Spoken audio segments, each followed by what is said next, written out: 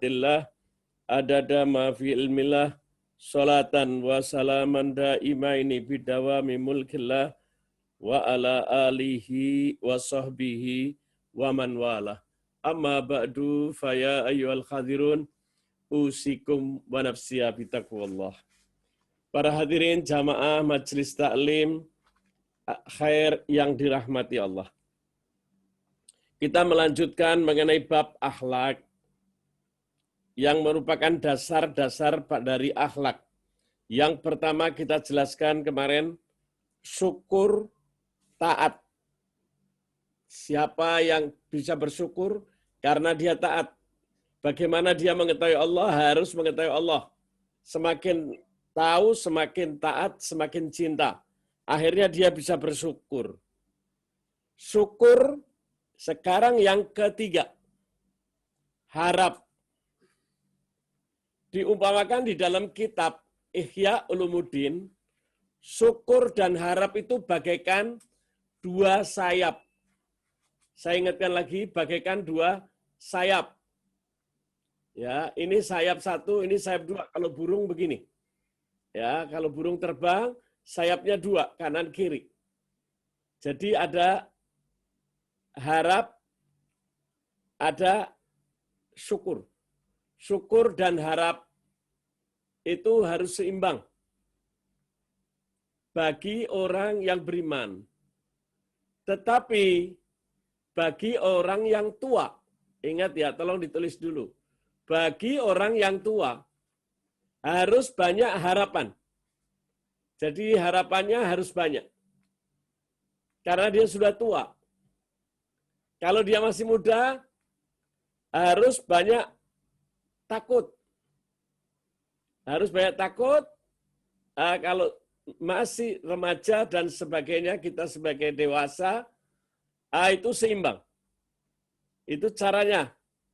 Kalau nanti sudah tua, harapannya harus lebih banyak. Takutnya mulai dikurangi karena sudah tua.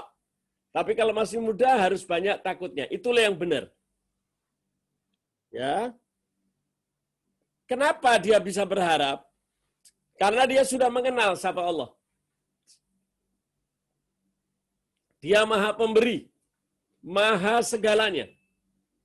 Oleh karena itu, kita disuruh berharap. Allah suka kalau kita berharap.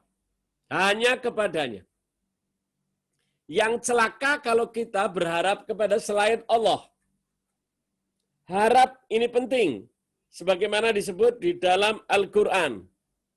Kita lihat surat 11 ayat 36.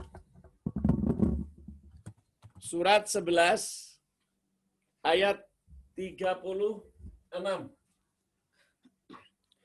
Bismillahirrahmanirrahim. Surat 11 Hud ayat 36.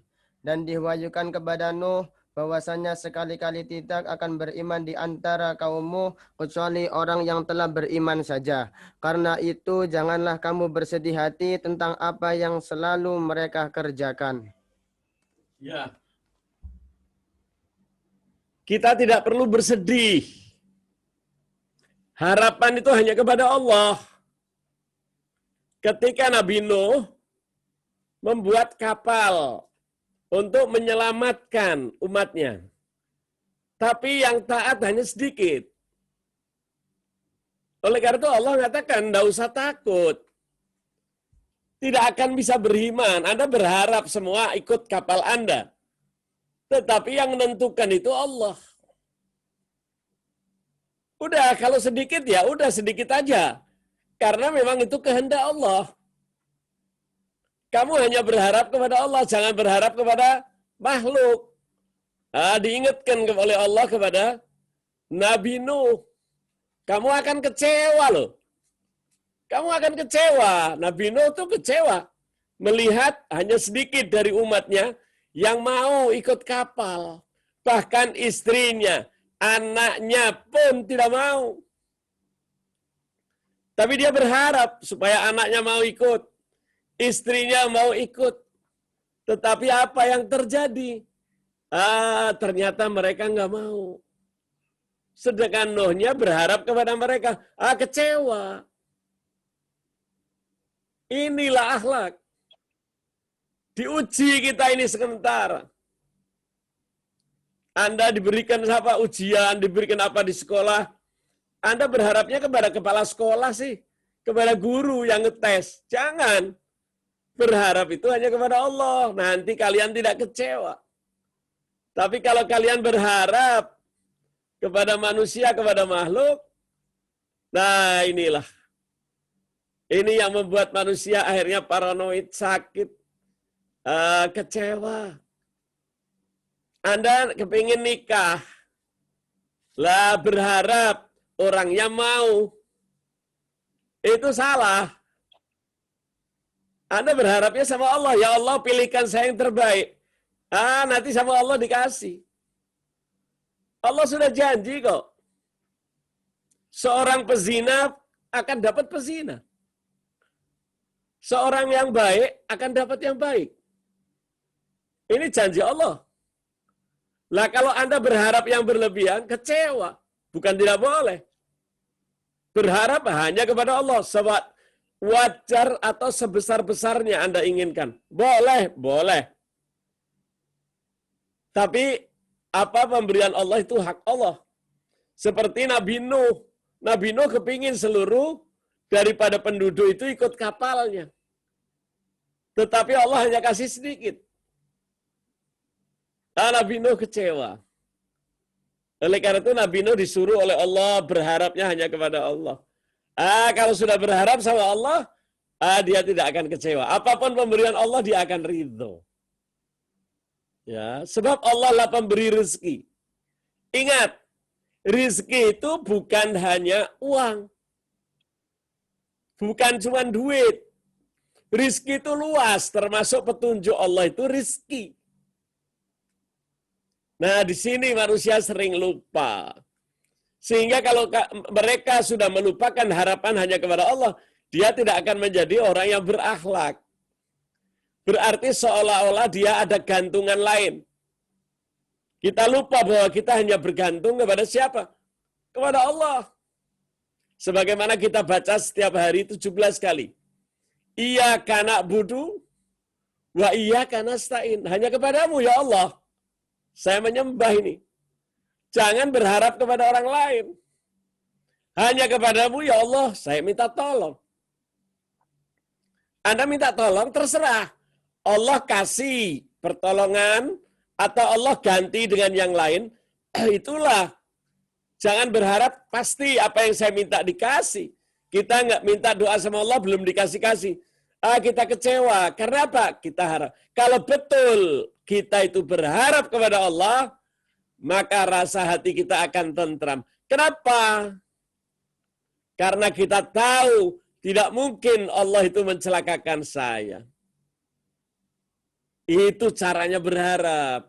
Lah anehnya apa? Kita berharap supaya Allah nurut sama saya. Lah yang kayak gitu yang celaka. Oleh karena itu Nabi Nuh bilang, balikin kepada saya. Saya kasih sedikit itu hak saya. Dan itu yang terbaik bagi kamu. Istrimu ternyata tidak naik. Anakmu tidak naik. Padahal kamu nggak, ya Allah selamatkan anakku, istriku, keluargaku. Kemudian sama Allah dikasih tahu apa? Itu bukan keluargamu. Bayangin. Padahal istrinya anaknya. Lah kita nggak tahu. Tapi Allah maha tahu. Lah itulah di situ. Kalau kita mau. Allah itu maha tahu. Serahkan aja sama Allah. Akhirnya apa? Anda tidak akan kecewa. Karena harapan itu ada kaitannya dengan kecewa.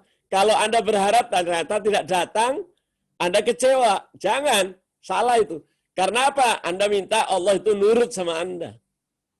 Apa yang Anda minta, Anda kasih. Anda akan capek hidup ini. Anda akan capek, nggak enak. Tapi kalau kita berharap hanya kepada Allah, dan kita tahu apa yang diberikan Allah. Halo? Oleh karena itu harapanlah kepada Allah, sehingga Anda tidak kecewa. Apapun yang diberikan Allah, pasti yang terbaik. Kita melihat lagi ayat mengenai harapan. Surat 12 ayat 87. Kalau tadi peristiwa Nabi Nuh, sekarang peristiwa Nabi Yusuf.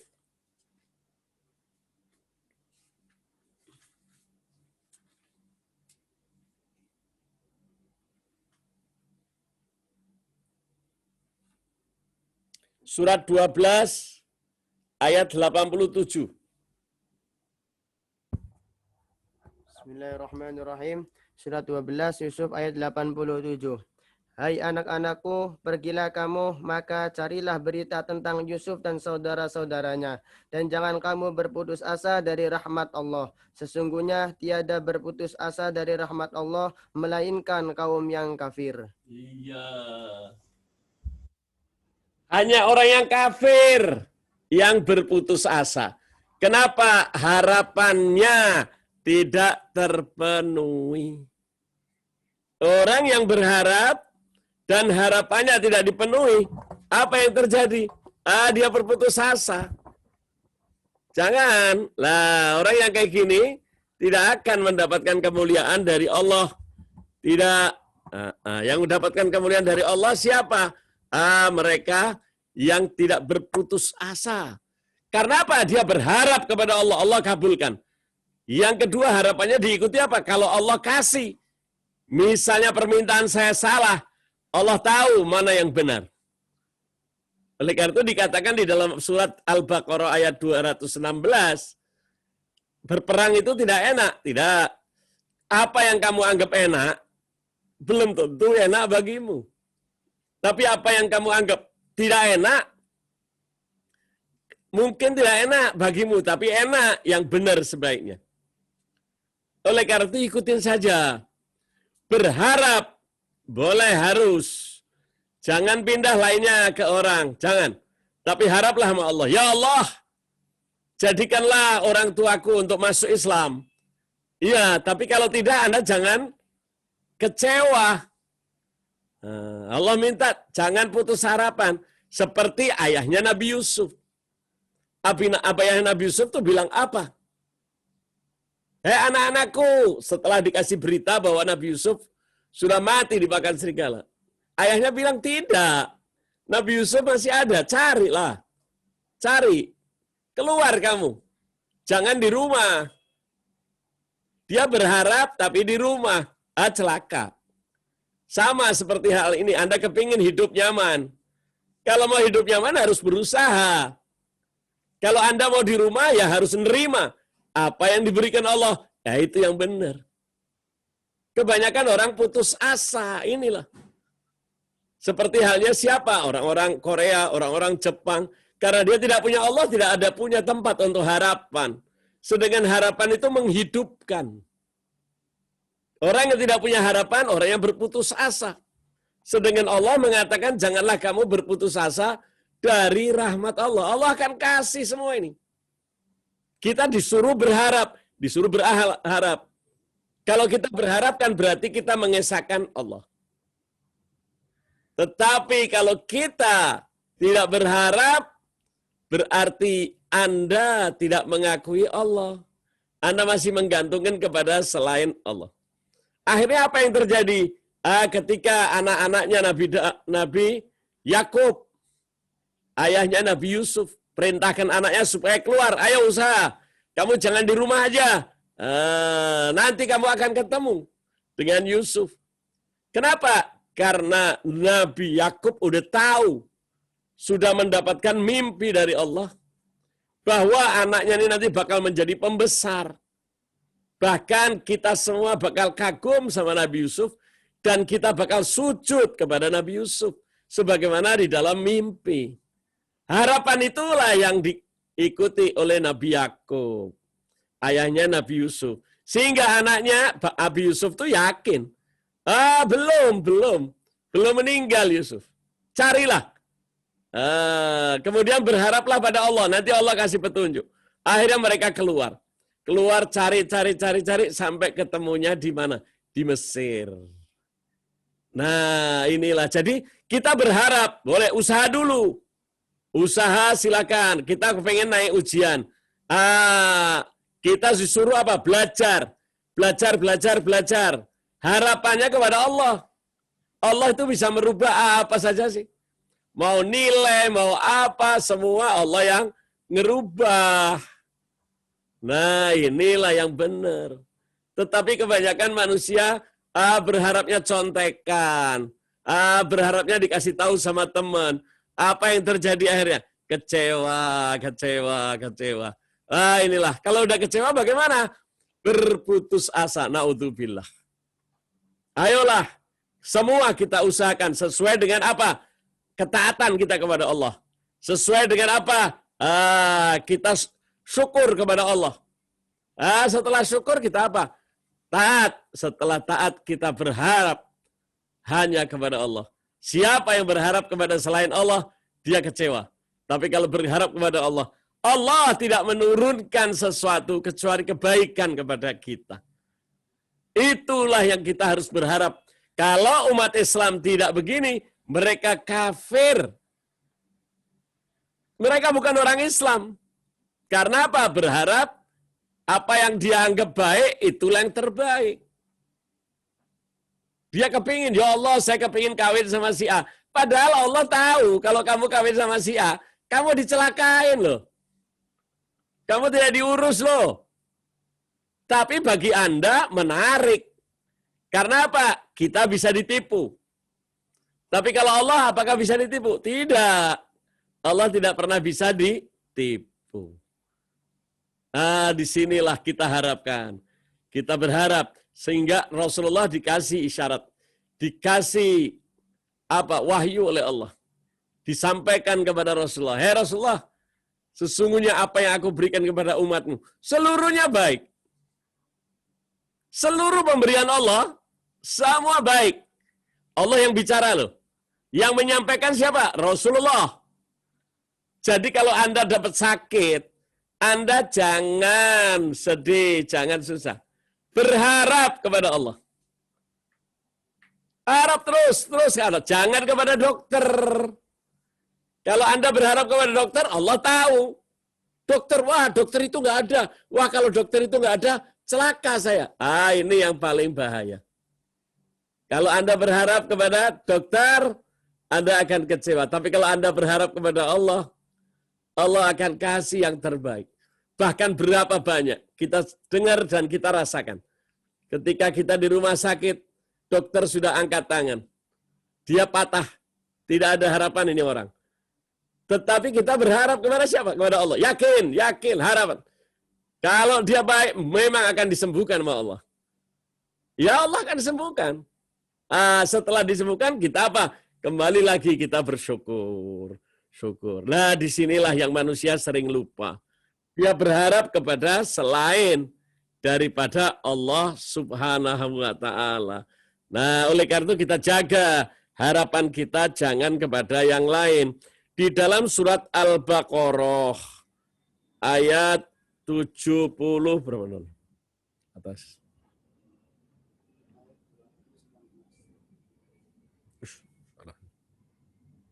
Surat kedua ayat 70 berapa? Surat kedua ayat 75, silakan.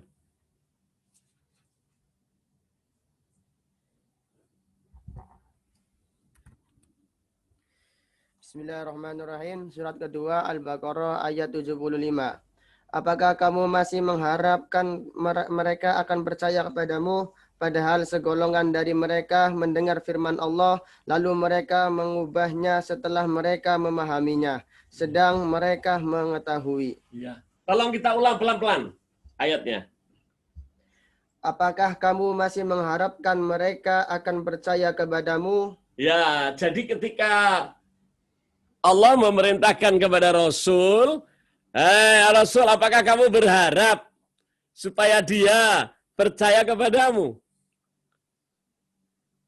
Padahal yang menjadikan dia Islam siapa? Yang menjadikan dia bisa percaya sama Rasulullah siapa? Allah. Kalau Allah tidak ciptakan bahwa mereka itu diberi, untuk apa diberinya? Diberinya agar mereka percaya sama Rasulullah. Nah, kalau dia berbicara, siapa harapannya? Harapan kepada Allah. Rasulullah tuh berharap apa? Semua orang yang akan di bumi ini, semua mengikuti dia, semua percaya kepada dia. Diingatkan oleh Allah supaya agar kita jangan berharap kepadanya, tapi berharaplah kepada Allah. Apakah orang itu diberi hidayah atau tidak? Ada seseorang, ibunya non-muslim. Dia mendapatkan hidayah muslim duluan. Bahkan dia bikin masjid, bahkan dia sedekah kemana. Satu saat dia selalu minta sama orang agar ibunya bisa masuk Islam. Kemudian saya dengar bahwa dia dinasihati. Kamu jangan terobsesi. Apa? Berharaplah kepada Allah. Jangan kamu berharap dirimu kamu bisa mengislamkan orang lain. Terus kamu berharap ibumu bisa Islam. Belum tentu. Oleh Habib Anis dinasihati orang itu. Mas, kamu terlalu berambisi ibumu masuk Islam. Padahal yang memberikan Islam itu Allah. Kamu berharap ibumu percaya sama kamu. Jangan. Kamu mintanya sama Allah. Ya Allah, jadikan ibuku menerima hidayah darimu. Nah, itu harapannya sehingga kamu kalau sampai iya atau tidak, nggak kecewa. Kita berdoa boleh, menginginkan boleh, tapi harapan hanya kepada siapa? Hanya kepada Allah. Lah disinilah terjadi banyak orang itu salah harapan. Berharapnya salah. Akhirnya apa? Banyak manusia yang kecewa. Kayak lagunya Oma Irama. Kecewa. Kenapa dia kecewa? Karena dia berharap dengan kekuatannya, dengan kepinterannya, seolah-olah dia bisa meyakinkan orang. Siapa sih yang bisa meyakinkan orang? Banyak para ahli dakwah-dakwah. Oh, merasa saya sudah mengislamkan berapa orang. Bukan kamu yang mengislamkan. Kamu hanya salah satu sebab. Yang mengislamkan Allah. Apakah kamu bisa berharap ayahmu sendiri, suamimu sendiri bisa masuk Islam? Belum tentu. Itu dari Allah. Cuman karena Anda berambisi, akhirnya apa? Anda ribut terus sama yang Anda inginkan ini. Misalnya sama suami, kepengen suaminya supaya bisa ibadah, sholat, dan menerima Allah dengan baik. Berharapnya jangan pada suami. Kalau Anda berharap pada suami, tunggu tanggal mainnya. Coming soon. Anda akan kecewa. Tetapi kalau Anda berharap sama Allah, apakah suami Anda dijadikan rajin sholat atau tidak? Apakah Anda punya anak bisa sholat baik atau tidak? Anda kalau berharap pada anak, kecewa Anda. Tapi berharaplah kepada Allah Subhanahu wa ta'ala. Itu diperintahkan. Siapa sih yang nggak kepingin? Tapi banyak di antara kita mengatakan, oh gara-gara saya ceramah sama dia, karena saya bisa mengislamkan dia. Enak aja. Salah. Selama ini salah. Salah. Ini yang Allah yang membukakan. Jadi berharap hanya kepada Allah. Itulah yang diperintah oleh Allah. Ini kita melihat lagi surat kedua ayat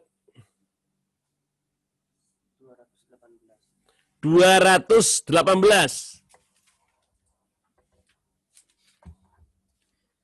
Bismillahirrahmanirrahim. Surat kedua Al-Baqarah ayat 218. Sesungguhnya orang-orang yang beriman, orang-orang yang berhijrah dan berjihad di jalan Allah, mereka itu mengharapkan rahmat Allah. Dan Allah Maha Pengampun lagi Maha Penyayang. Orang-orang yang berhijrah mengikuti perintah Allah ini. Apa harapan dia? Harapan dia kepada Allah. Dia tidak takut. Apakah nanti di sana dia bekerja apa tidak? Apakah dia takut dengan kondisi dia nanti di sana apa yang terjadi? Jangan. Kebanyakan mereka itu berharapnya kepada apa? Oh, saya berharap nanti ada yang mengenalkan saya di sana. Sehingga saya dikasih supaya saya bisa ibadah kepada Allah. Lah inilah yang selama ini mereka salah. Mereka hijrah. Hijrahnya karena Allah. Yang memerintah dia hijrah siapa? Allah. Allah tidak mungkin. Kita harus tahu caranya. Allah tidak mungkin mengharapkan saya kepada kita untuk memerintah untuk kita supaya berhijrah. Tidak mungkin. Allah tidak memberi makan. Allah tidak memberi minum. Nggak mungkin. Contoh, kita disuruh sholat. Allah perintahkan, hei manusia, dirikanlah sholat, keluarkanlah zakat. Kira-kira Allah nggak ngasih rezeki kita buat beli sarung? Nggak mungkin. Allah pasti kasih kita. Ini yang betul. Nggak mungkin Anda nggak dapat rezeki. Masa Anda bisa sholat? Berarti kalau Anda diperintah Allah, laksanakan saja. Berharap nanti yang ngurus siapa? Harapannya kepada Allah. Biarkan nanti Allah yang ngurus. Cuman kita salah. Kita berharap kita ketemu bos. Berharap ada pekerjaan yang cocok dengan dia. Jangan. Yang penting dikerjakan. Perkara nanti nggak cocok, kita cari lagi tempat. Usaha lagi. Tetapi harap selalu kepada Allah Subhanahu wa ta'ala. Inilah caranya. Kalau kita mau. Kalau kita berharap. Kebanyakan manusia salah. Dia berharap di sana dia bisa buka ini, bisa buka ini. Selama ini anak-anak kita kan celaka. Wah, sulit cari pekerjaan. Sulit cari pekerjaan. Udah usaha belum? Usaha dulu. Berharap sama Allah, nanti dikasih. Tapi anehnya apa? Dia berharap Allah turunkan yang namanya uang langsung dari langit. Allah sendiri mengatakan, aku tidak merubah nasib kecuali ada usaha. Anda udah usaha belum? Belum. Ya kecewa.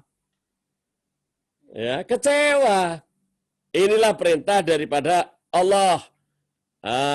Kita melihat lagi di dalam Al-Quran. Surat ketiga. Surat ketiga. Ayat 30. Surat Ali Imran. Ayat 30. Bismillahirrahmanirrahim. Surat ketiga ayat 30. Pada hari ketika tiap-tiap diri mendapat segala kebajikan dihadapkan di mukanya, begitu juga kejahatan yang telah dikerjakannya. Ia ingin kalau kiranya antara ia dengan hari itu ada masa yang jauh. Dan Allah memperingatkan kamu terhadap diri siksanya. Dan Allah sangat penyayang kepada hamba-hambanya. Manusia itu berharap ingin hidupnya 1000 tahun lagi. Saya mau maksiat dulu, mumpung saya muda. Ya kan? Mumpung saya muda, saya mau maksiat dulu. Nanti engkau kasih kami umurnya panjang. Nanti kalau udah tua, baru saya sholat. Nanti kalau udah tua, baru saya tobat. Ini celaka ini. Padahal Allah ngasih tahu, namanya mati itu tidak ada sakit, tidak ada muda, tidak ada tua. Anak kecil pun mati. Bayi pun mati. Nah inilah harapan yang salah. Nah mereka yang kayak gini tidak dapat petunjuk, tidak. Tetapi apa? Mumpung saya masih muda, saya giat sholat. Mumpung saya masih muda, saya semangat ibadat. Nanti kalau udah tua, mau sujud aja sulit. Mau ruku sulit. Mumpung saya muda. Ini perintah Allah. Laksanakan, jangan Anda berharap. Nanti Allah itu yang ngasih. Berharap umur boleh. Tapi pemberian Allah itu hak Allah. Atas harapan Anda. Tapi kita berharap. Oleh karena itu Rasulullah mengatakan, ya Rasulullah, mana manusia yang paling mulia, yang paling baik, yang panjang umurnya dan banyak amalnya. Tapi yang celaka udah umurnya pendek, tidak digunakan untuk ibadah, sedikit ibadahnya. Celaka. Lah, tapi anehnya banyak orang itu harapannya apa? Nanti kalau masih muda, kita apa? Foya-foya. Nanti kalau sudah besar, kita menjadikan segala sesuatu menjadi kenikmatan dia. Dia kemuliaan bebas. Saya mau ngapa nggak boleh. Saya masih remaja, masih beramaja. Kita berharap kepada Allah nanti saya dikasih umur tua kok. Jangan, itu nggak boleh. Muda untuk foya-foya. Nanti kalau sudah tua hidup kaya raya. Nanti kalau mati pinginnya masuk surga. Itu namanya harapan hampa. Nggak ada, Allah udah kasih ketentuan. Ketahuilah siapa yang penghuni surga itu. Mereka yang selalu sujud di waktu tengah malam. Mereka memberikan rizkinya kepada orang lain. Mereka yang berlaku lemah lembut. Mereka yang berakhlak. Itu kalau Anda sudah melaksanakan semua apa yang diperintah Allah dan Rasul, Anda harus berharap. Harapannya apa? Masuk surga. Itu wajar. Lah ini enggak. Dia berharap masih muda, kaya raya, nanti udah besar, foya-foya, dia harap masuk surga. Inilah celaka. Kita berharap, kita laksanakan dulu harapan itu. Segala perintah Allah kita jalankan. Kita suruh berusaha. Suruh beribadah. Kita laksanakan perintah Allah. Sebagaimana juga disebutkan dalam surat 9 ayat 41. Berangkatlah haji baik dalam keadaan berat maupun dalam keadaan ringan. Jangan kamu tunda-tunda. Jangan. Nanti kamu kecewa loh. Kenapa kemarin-kemarin nggak berangkat haji? Saya berharap nanti kalau saya agak tuaan. Kalau muda saya masih berbuat foya-foya, saya akan gunakan uangnya untuk foya-foya dulu. Saya mau maksiat, saya mau kenyangin dulu. Ya, apa kata Rasulullah? Hati-hati. Jangan sampai Anda tunda-tunda untuk kebaikan itu. Siapa yang nunda-nunda nanti kecewa loh. Kelak suatu saat Anda memiliki harta. Anda diberikan kesehatan. Kemudian orang akan memberikan peraturan-peraturan sehingga Anda sulit untuk berangkat. Seperti saat ini. Anda bisa pergi haji? Nggak bisa, walaupun Anda punya duit. Anda sehat? Ya. Tapi bisa pergi? Nggak bisa pergi, nggak dikasih visa. Anda mau umrah sekarang? Nggak bisa. Kenapa kemarin MTHR berangkat nggak mau ikut? Kenapa? Akhirnya lihatlah apa? Kalian akan kecewa. Ikuti dulu perintah Allah. Ikuti dulu perintah Rasulullah. Kalau Anda sudah ngikuti perintah Allah, sudah ngikuti perintah Rasul, Anda tidak akan kecewa. Lah itulah yang diperintahkan oleh Allah Subhanahu wa taala di dalam Al-Qur'an dan apa yang diterangkan di dalam hadis oleh Rasulullah. Jadi kalau ada kesempatan ibadah, jangan ditunda.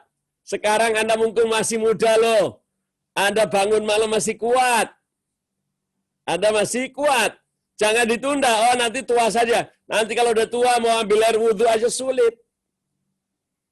Anda mau bangun sulit. Tapi kalau Anda sudah laksanakan sejak Anda muda, Anda tidak kecewa.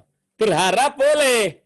Kita berharap ntar dikasih umur panjang. Kalau memang betul, dikabulkan Allah, kita manfaatkan. Masih muda ibadah, tuanya masih ibadah. Pasti Allah lebih cintai. Allah lebih cintai. Kalau Anda masih muda, sudah ibadah, itu mendapatkan bintang. Maha Putra. Tetapi ada orang yang sudah tua baru ibadah. Kalau sudah tua ibadah, lah itu sudah nggak ada anehnya. Bintangnya pun sudah nggak dapat. Lah kalau sudah tua nggak ibadah mau kemana lagi? Kalau udah tua ya wajar. Oh dia sekarang ahli masjid. Iya sekarang. Dulu waktu muda kemana, Neng? Waktu muda Anda kemana? Ini. Salah. Tetapi kalau dia mudanya udah istimewa. Itulah pemuda-pemuda yang dikatakan oleh Allah Subhanahu wa taala dalam Al-Qur'an. Oleh Rasulullah dikatakan juga, saksikanlah kalau ada anak muda, dia ahli masjid, cinta kepada masjid, ketahuilah bahwa dia telah beriman. Itu. Inilah kita berharap hanya kepada Allah, tetapi ada caranya. Ya, apa caranya? Surat ketiga ayat 118. Surat ketiga ayat 118. Bismillahirrahmanirrahim. Surat ketiga Al-Imran ayat 118. Hai orang-orang yang beriman, janganlah kamu ambil menjadi teman kepercayaanmu orang-orang yang di luar kalanganmu, karena mereka tidak henti-hentinya menimbulkan kemudaratan bagimu. Mereka menyukai apa yang menyusahkan kamu, telah nyata kebencian dari mulut mereka, dan apa yang disembunyikan oleh hati mereka lebih besar lagi. Sungguh telah kami terangkan kepadamu ayat-ayat kami jika kamu memahaminya. Kalau memang kita memahami, kalau memang kita percaya sama Allah, Allah itu maha tahu, Allah maha mulia.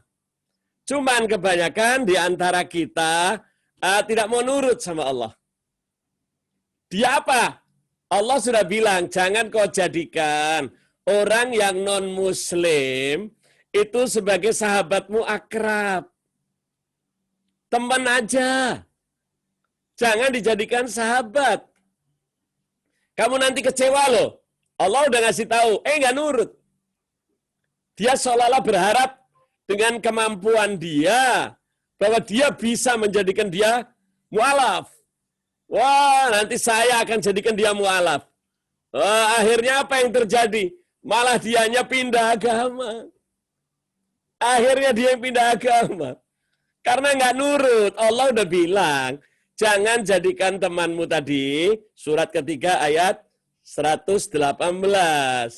Janganlah, udahlah. Kalau ada non-muslim, jadikan teman baik. Kerja sama dia boleh. Apapun sama dia boleh. Tetapi bukan untuk orang ibadah. Jangan jadikan sahabat. Sebab kalau sahabat, Anda harus membawa dia ke dalam surga. Lah bagaimana akan masuk surga kalau dia tidak pindah agama?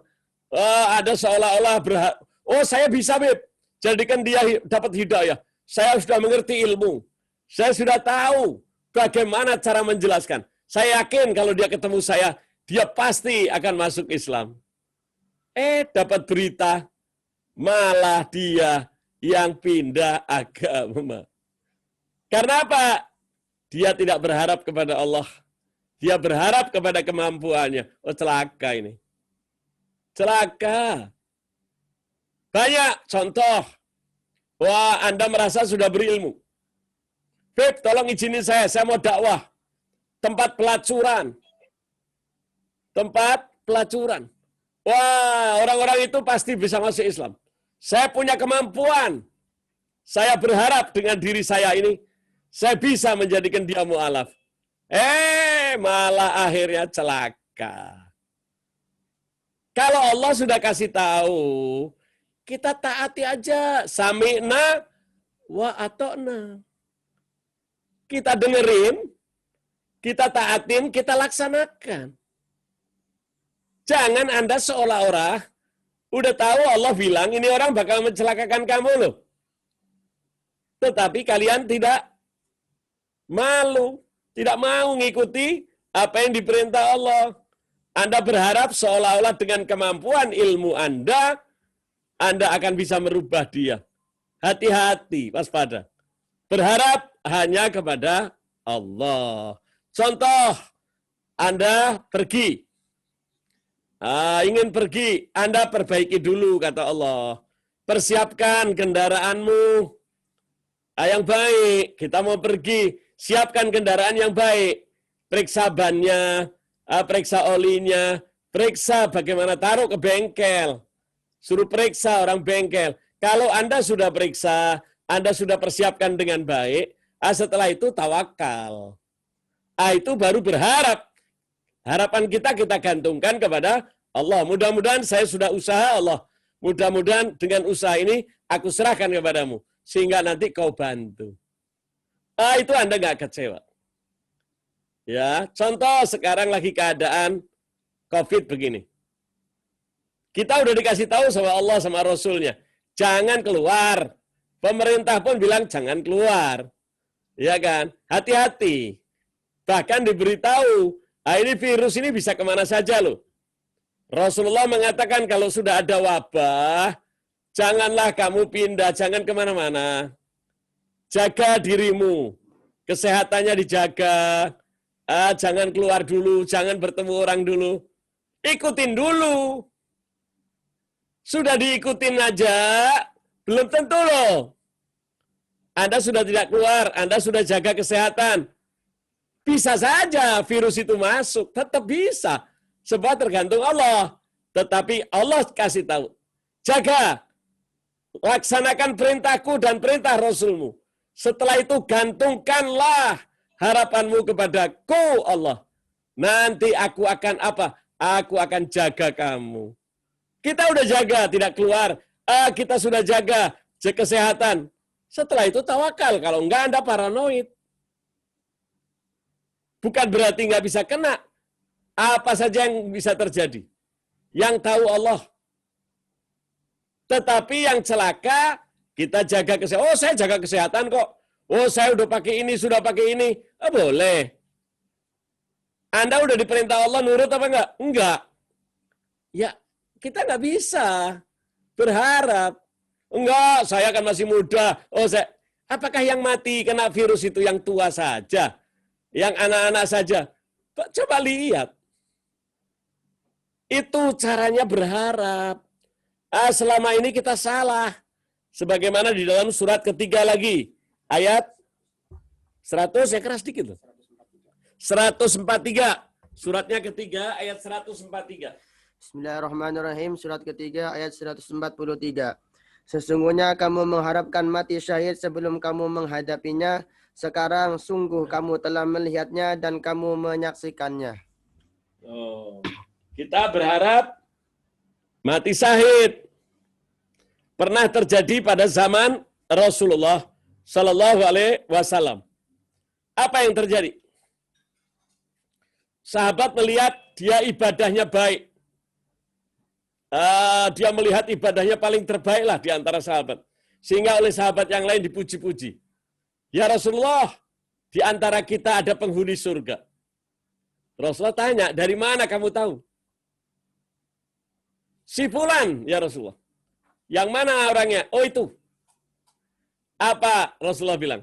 Aku barusan melihat dia ditempeleng oleh setan. Hah?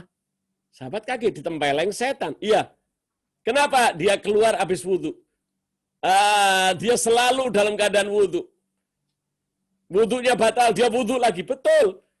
Dia ahli ibadah. Betul. Tetapi ketika keluar tadi, dia melihat kalian. Kemudian mengatakan apa? Apaan itu? Pada ngobrol. Kalau mau jadi orang penghuni surga kayak saya ini. Saya nggak pernah saya gunakan waktunya. Dia ada sombong. Dia ditempeleng oleh setan. Saksikanlah bahwa dia ini penghuni neraka. Hati-hati. Karena apa? Dia tidak mengikuti perintah Allah dulu. Amanu wasodakna. Anda beriman dan percaya Anda laksanakan. Setelah itu berharap. Jangan merasa Anda yakin. Harus ada harapan. Walaupun Anda sudah ibadah baik, Anda harus berharap bahwa amal Anda diterima Allah. Ternyata orang tersebut telah mendapatkan gangguan setan dan dia nurut. Dia keluar sambil membersihkan janggutnya dari air wudhu, sambil di dalam hatinya berkata, kayak gitu kok mau jadi penghuni surga. Nih contoh saya, selesai batal, wudhu lagi, batal. Saya puasa, setiap hari puasa saya. Ibadah malam ibadah. Itu kalau masuk surga wajar. Tapi kalau kalian kayak gini, bagaimana? Wah, disitulah timbul sombong. Ini salahkah? Kita ibadah belum tentu diterima. Ya, Allah tidak melihat apa yang kita lakukan, tapi Allah melihat apa yang di dalam hati. Allah melihat yang di dalam hati. Dia celaka. Karena apa? Jangan jadikan setan itu teman. Jadikan setan itu musuh. Jangan mau dibisikin setan. Bayangkan padahal ahli ibadah. Satu kali lagi diceritakan kepada Rasulullah. Ada seorang wanita datang, ya Rasulullah, aku ingin menanyakan ya Rasulullah. Tetanggaku itu, Masya Allah, setiap hari ibadah, puasanya baik, sholatnya baik. Bahkan aku tidak pernah melihat kecuali dia selalu pakai mukena, ya Rasulullah. Aku tidak pernah lihat dia pergi kemana-mana. Dia pergi hanya ke tetangga saja. Dia selalu dalam keadaan ibadah. Kemudian Rasulullah tanya, aku tahu yakin pasti dia di surga ya Rasulullah. Surganya di mana ya Rasulullah? Apa kata Rasulullah? Bagaimana dia dengan tetangga? Ya, aku melihat dia pernah ribut sama tetangga. Ketahuilah bahwa dia penghuni neraka. Kenapa? Sahabat tadi nanya, kenapa? Dia ibadah bagus, betul. Tetapi Allah mengatakan supaya dia berbuat baik kepada tetangganya. Ternyata dia tidak. Bahkan dia selalu menimbulkan gosip di antara sahabatnya, di antara tetangganya. Sehingga amal baiknya dia habis untuk membayar amal-amal buruknya. Jadi setelah kita ibadah, kita masih harus harap. Jangan sombong. Ya Allah, mudah-mudahan ibadahku kau terima. Ya Allah, mudah-mudahan amalku ini kau terima. Ridhoi aku ya Allah. Tapi kalau dia sudah merasa bahwa dia ahli ibadah, dia telah menghatamkan Quran, 1 hari 15 juz, sehingga 2 hari sekali atau 3 hari sekali dia hatam. Tetapi hatinya busuk. Bahkan dia tidak ngurus istrinya. Dia tidak ngurus anaknya. Tapi di hadapan orang, seolah-olah penampilannya bagus sekali. Apakah dia akan masuk penghuni surga? Oh tidak. Tugas utama adalah mengurusi keluarga. Siapa yang paling baik di antara kalian? Yang paling baik terhadap keluarganya. Lah ini terhadap keluarganya tidak, tapi sama orang lain selalu dielu-elukan, dipuji-puji, dia kasih teman-temannya uang, harta apa dia kasih. Sehingga namanya di luar baik. Tapi justru sama keluarganya tidak memperhatikan. Lah ini yang enggak benar. Ini yang penting satu kalau Anda berharap. Laksanakan dulu amanat Allah. Selalu kalau Anda lihat, coba lihat di Google. Sami'na wa ata'na. Ada beberapa ayat. Allah selalu kalau memberi perintah, dengarkan, kemudian laksanakan. Nggak usah tanya-tanya. Sami'na, Anda dengar, wa ata'na, perintah dilaksanakan. Berharaplah hanya kepada Allah. Masih berharap, masih. Lah ada orang yang tidak. Lah mereka selalu mengharap penampilan di luar baik. Wah, dia selalu maulid tiap hari. Wah, khatam Quran 3 hari sekali. Wah, dia sedekahnya istimewa. Tapi anaknya sekolah tidak. Anaknya suruh minta-minta sama orang. Apakah dia baik? Tidak. Ingat, jangan ketipu. Oke, kami beritahu lagi dalam hadis. Ketika Rasulullah SAW masuk sholat subuh. Masuk ke dalam masjid. Kemudian Rasulullah diberitahu oleh salah satu sahabat, ya Rasulullah, tolong perhatikan orang itu. Subhanallah, dia dari malam sudah ibadah. Bahkan dia tidak pulang-pulang ya Rasulullah. Rasulullah senyum mengangguk. Kemudian sholat subuh selesai, anak itu tidak keluar. Anak itu tetap beribadah di masjid. Masya Allah. Dia puasa, ya. Puasa dia. Dia ibadah nggak keluar dari masjid. Sampai zuhur. Rasulullah datang lagi. Sahabat nanya, ya Rasulullah, dia belum pulang. Dari tadi dia beribadah kepada Allah. Rasulullah senyum, ngangguk lagi. Salat asar, demikian lagi. Ya Rasulullah, dia belum pulang. Dia beribadah kepada Allah. Demikian juga salat maghrib. Dilihat sama Rasulullah, ya. Sahabat pun lapor. Sampai salat isya. Setelah salat isya, sahabat nanyakan lagi, ya Rasulullah, bukankah dia orang yang mulia? Rasulullah senyum.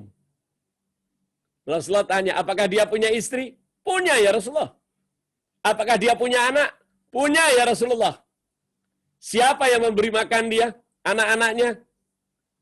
Yang memberi makan adiknya ya Rasulullah. Oh, adiknya yang ngasih. Iya. Adiknya lebih mulia daripada dia.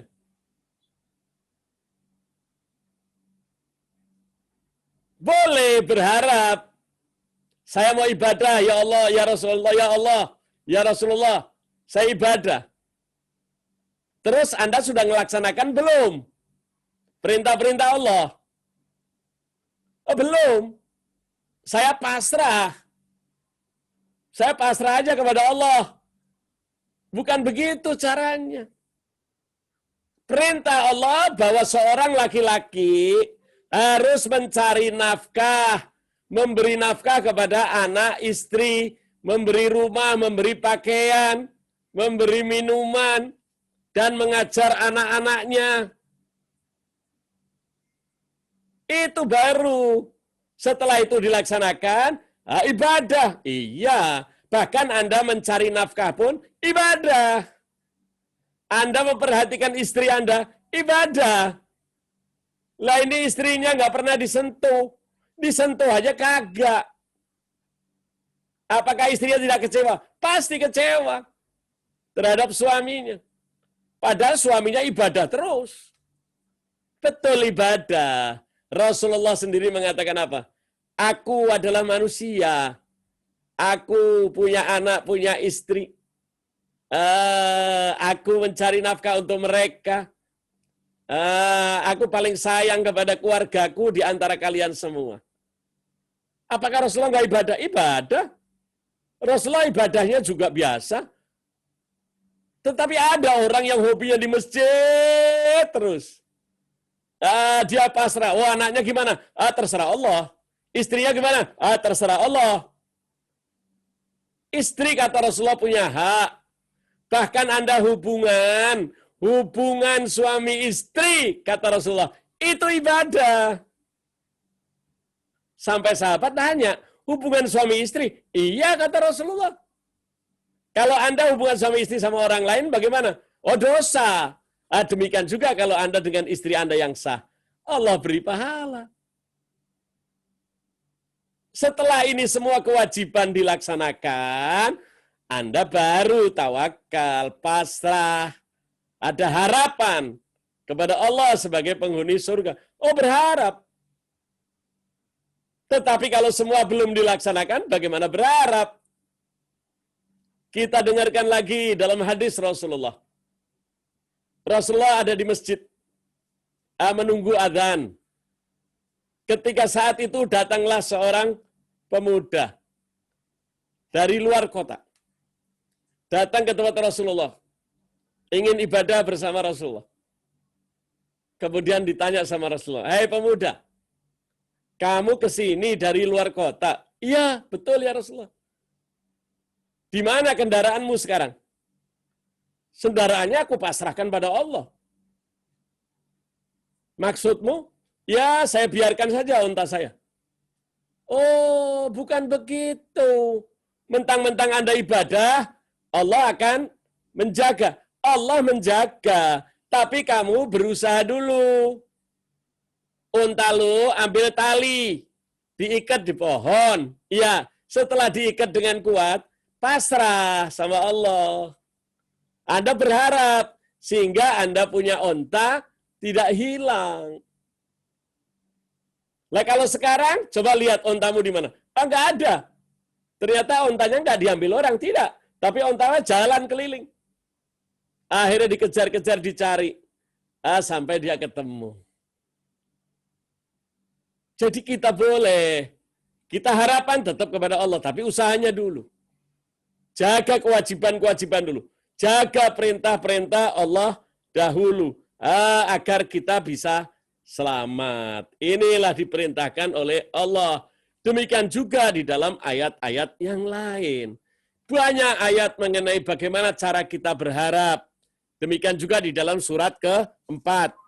Ayat 42. Surat keempat, ayat 42. Bismillahirrahmanirrahim. Surat keempat, An-Nisa ayat 42. Di hari itu orang-orang kafir dan orang-orang yang mendurhakai Rasul ingin supaya mereka disamaratakan dengan tanah. Dan mereka tidak dapat menyembunyikan dari Allah sesuatu kejadian pun. Ya. Ini yang terjadi pada zaman itu. Saya mau berbuat apa saja. Orang-orang kafir itu. Saya mau ingat berbuat sebebas-bebasnya. Nanti kalau Allah matikan saya mati. Pasti mati. Dia percaya mati. Iya. Setelah mati kan saya nggak dihitung apa-apa. Saya udah mati. Harapannya dia begitu. Salah harapannya begini. Oleh karena itu banyak orang-orang yang maksiat. Berbuat korupsi. Contohnya di mana? Di Korea, di Jepang. Menterinya korupsi. Dia merasa tidak terlihat oleh orang. Ternyata terlihat. Saya udah foya-foya, udah kaya raya, sekarang saya bunuh diri aja. Dengan saya mati, berarti mereka tidak akan memperhitungkan saya. Enak aja. Salah, ini harapan yang salah. Walaupun Anda udah mati, akan dihitung. Akan dibangkitkan, mendapatkan azab. Sebagaimana diberitahu oleh Allah dalam Al-Quran. Waman ya'mal mithqala dzarratin khairan yarah. Waman ya'mal mithqala dzarratin syarran yarah. Barang siapa berbuat kejelekan, sekecil apapun, akan diperhitungkan dan dibalas. Siapa yang berbuat kebaikan, sekecil apapun, akan mendapatkan balasannya. Mentang-mentang dia sudah berbuat segala sesuatu. Gue bunuh diri saja. Terus dianggapnya selesai. Salah, orang yang bunuh diri itu celaka. Dia nganggap bahwa dia mati, udah selesai, tamat. Kayak bioskop. Tidak. Dia lupa bahwa Allah akan mengadab dia di kubur sesuai dengan amalnya. Belum nanti di akhirat. Bahkan di dalam Al-Quran Allah bilang, apakah orang yang baik dan orang yang buruk kita akan samakan dia? Loh kan katanya Allah maha pemaaf. Nah iya maha pemaaf. Tapi kalau Anda bunuh orang, bagaimana caranya? Sama Allah dimaafin. Tetapi sama yang bersangkutan, nggak bisa. Harus diselesaikan. Atau yang disebut dengan hukum kisos. Itu namanya harapan yang salah. Berharap memang betul kepada Allah. Tetapi laksanakan dulu, berbuat baiklah kalian. Sehingga nanti Anda mau dikasih umur panjang. Manfaat, mau dikasih umur yang pendek. Sudah siap. Demikian juga di dalam surat keempat, ayat 104. Kita lihat dulu surat keempat, ayat 104. Bagaimana bunyinya? Bismillahirrahmanirrahim. Surat keempat, An-Nisa ayat 104. Janganlah kamu berhati lemah dan mengejar mereka musuhmu. Jika kamu menderita kesakitan, maka sesungguhnya mereka pun menderita kesakitan pula. Sebagaimana kamu menderitanya, sedang kamu mengharap dari Allah apa yang tidak mereka harapkan. Dan Allah dan dia dan Allah dan Dan adalah Allah Maha mengetahui lagi Maha bijaksana. Ya. Anda jangan mengatakan, wah enak ya orang kafir. Diberi sama Allah harta yang banyak. Dia berperang kepada kita. Dia merasa capek, berat. Kita pun katanya adalah umatnya Allah. Tapi kalau kita capek ya, apa dikatakan Allah? Kalau kamu capek, dia itu lebih capek. Cuman mereka tidak mengeluh. Kita lihat, ada orang lain, orang keturunan lain. Wah mereka kaya-kaya ya. Mereka kaya-kaya itu berusaha. Rajin. Kalau jualan untungnya sedikit. Supaya dia mendapatkan konsumen yang banyak. Loh kita juga buka toko. Buka toko keuntungannya mintanya gede. Bagaimana orang mau datang? Usaha dulu. Sama ini orang kafir. Dia perang, orang Islam pun perang. Ya Allah, kok saya ini capek ya? Allah mengatakan mereka lebih capek. Tetapi mereka tidak punya harapan. Mereka matinya di neraka. Kalau kalian harapannya kepadaku. Kalian akan mendapatkan kemuliaan setelah itu. Setelah capek itu. Tetapi mereka tidak. Itulah harapan. Itu caranya kita dilatih oleh Allah. Untuk bagaimana caranya berharap. Nah, orang yang tidak mau berharap demikian, ya timbulnya celaka. Kita sholat, ibadah, berat. Allah sendiri yang mengatakan, sesungguhnya sholat itu khusyuk. Sungguh berat. Berat. Tetapi berat kita sholat, kita berharap nanti di akhirat. Beda, kita mati sama dia mati. Lah kita membandingkannya salah. Oh dia nggak sholat, tapi dia kaya raya. Lah kita sholat, kita duit kagak punya. Nanti mati dia juga mati. Betul, sama-sama matinya. Tetapi mereka matinya tidak ada harapan. Kalau kita harapannya surga. Kita orang yang mengatakan asyhadu alla ilallah wa asyhadu anna Muhammadar Rasulullah. Tapi mereka punya harapan, nggak ada. Itulah beda. Sesungguhnya hidup itu nanti di akhirat, bukan sekarang. Pernah terjadi di zaman Sayyidina Ali. Di dalam zaman Sayyidina Ali. Sayyidina Ali naik kuda. Kudanya cakep. Ketemu orang kafir, orang Yahudi. Di tengah jalan. Sayyidina Ali diberhentikan. Karena dia kenal, diberhentikan sama temannya tadi yang orang Yahudi.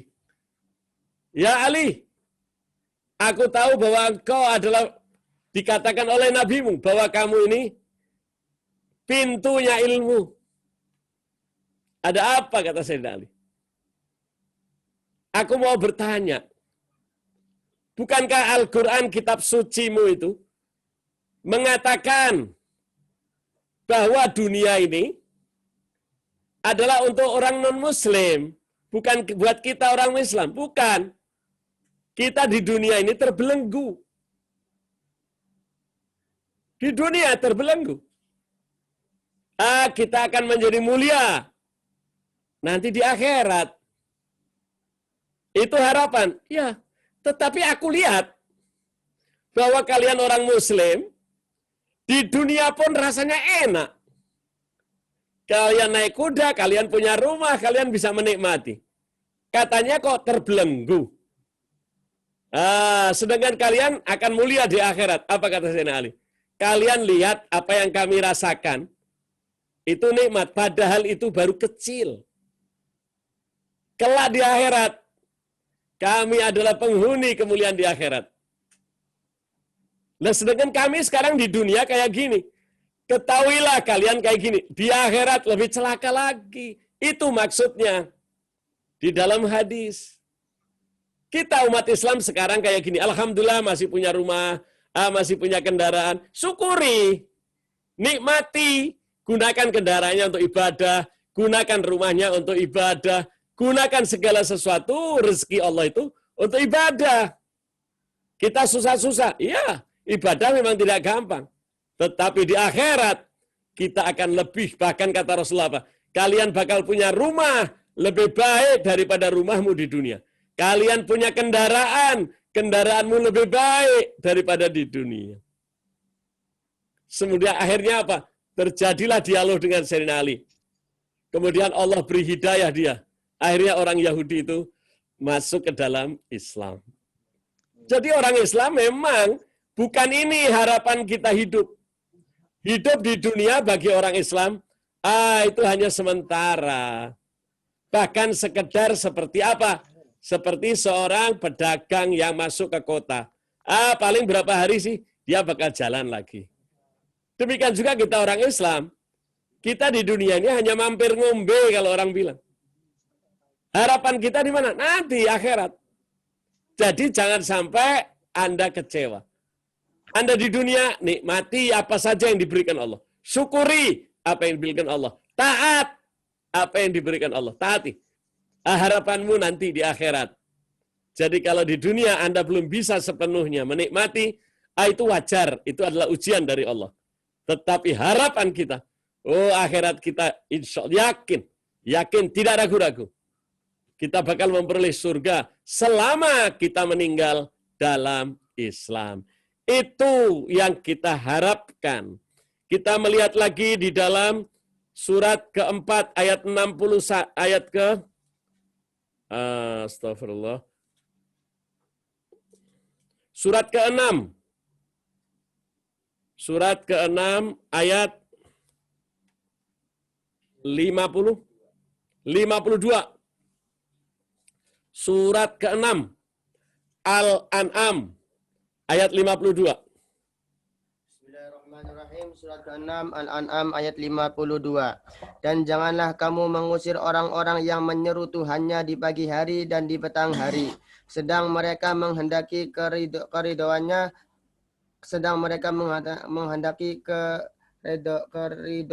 keridoannya, kamu tidak memikul tanggung jawab sedikit pun terhadap perbuatan mereka, dan mereka pun tidak memikul tanggung jawab sedikit pun terhadap perbuatanmu, yang menyebabkan kamu berhak mengusir mereka sehingga kamu termasuk orang-orang yang zalim.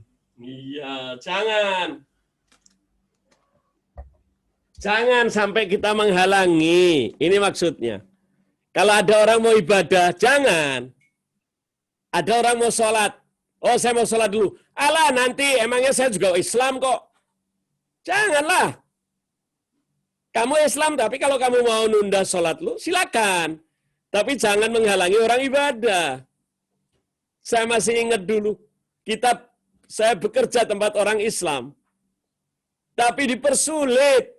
Orang Islam dipersulit. Kita mau pergi untuk ibadah. Jangan. Jangan dihalangi kalau punya karyawan begini. Dia mau pergi haji, mau pergi umrah. Kasih hak. Jangan malah orang Islam sendiri menghalangi orang ibadah. Jangan, biarkan. Permudah. Punya pembantu, pagi-pagi udah suruh ngepel, suruh nyapu, ngepel seenaknya. Biarkan dia sholat dulu. Biarkan dia minum dulu. Agar badannya segar. Jangan dihalangi. Nah, kalau kalian apalagi orang Islam, tapi menghalangi orang ibadah, celaka. Saya pernah dalam satu kejadian, pemilik masjid memberi izin. Habib, silakan. Habib gunakan ini masjid. Karena ini masjid saya. Untuk ibadah, silakan. Apa saja laksanakan. Selama tidak maksiat. Oke, silakan. Terima kasih, Pak. Kemudian saya ibadah di sana. Baca maulid, ceramah, mengadakan hizib, zikir-zikir, wirid-wirid. Ternyata tidak lama, si pemilik masjid tadi meninggal ayahnya. Ayahnya meninggal. Kemudian digantikan oleh anaknya. Karena anaknya merasa disekolahkan, tapi sekolahnya tidak jelas. Akhirnya apa kata anaknya? Saya tidak mau lagi ada maulid. Saya tidak mau ada zikir lagi. Silakan, Habib keluar dari sini. Tidak boleh lagi diadakan ini. Ini syirik. Bahkan mereka mengatakan syirik, mencaci maki. Saya diam, saya ibadah. Ini tidak boleh. Jangan ngalangin orang. Biarkan. Silakan mereka beribadah selama mengesahkan Allah dan mengikuti jejak Rasulullah. Kalau kita beda pendapat, ya wajar. Jangan Anda paksakan pendapat Anda kepada orang lain. Itu tidak boleh. Siapa di antara kita yang diterima Allah? Silakan Anda perdalam Al-Quran. Anda perdalam hadis-hadis. Setelah itu keputusannya apa? Kepada diri kita sendiri. Semua berharap kepada siapa? Kepada Allah. Dia menganggap bahwa sholat-sholat sunnah, baca maulid, itu baik. Ya silakan. Tapi mereka yang tidak mau, ya mereka tidak diberi hidayah oleh Allah. Jangan kamu memusuhi. Biarkan harapannya semua kepada Allah, itu yang benar. Jangan kita beda-bedakan. Siapa yang berbuat demikian, mereka menjadi celaka. Oleh karena itu jangan sampai kita mengusir orang untuk beribadah. Jangan supir kita, pembantu kita, kasih haknya. Biarkan mereka juga ibadah, waktunya ibadah. Kalau Anda belum sempat, siapa tahu justru pembantu Anda yang masuk surga, Anda akan ditarik. Siapa tahu supir Anda lebih baik dari Anda. Tapi laksanakan haknya. Jangan menghalangi orang mau ibadah. Begitu supirnya, Pak, saya mau berhenti sholat dulu ya. Apaan? Emangnya saya bukan Islam? Nanti aja. Mau sholat Jumat. Sholat Jumat gak apa-apa, sekali aja. Kita nggak sholat Jumat gak apa-apa. Masya Allah. Padahal dia sudah minta ibadah. Tapi dia tidak mau. Pernah suatu saat di dalam riwayat, kejadian sajalah. Mau percaya boleh, tidak percaya boleh. Ada supir taksi. Dia selalu nyimpan di dalam mobil itu sarung, kopiah, dan baju untuk ibadah. Karena dia nyupir mobil harus pakai seragam.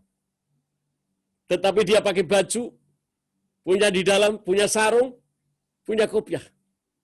Begitu waktunya sholat, dia langsung mampir ke masjid. Ya, dia ibadah.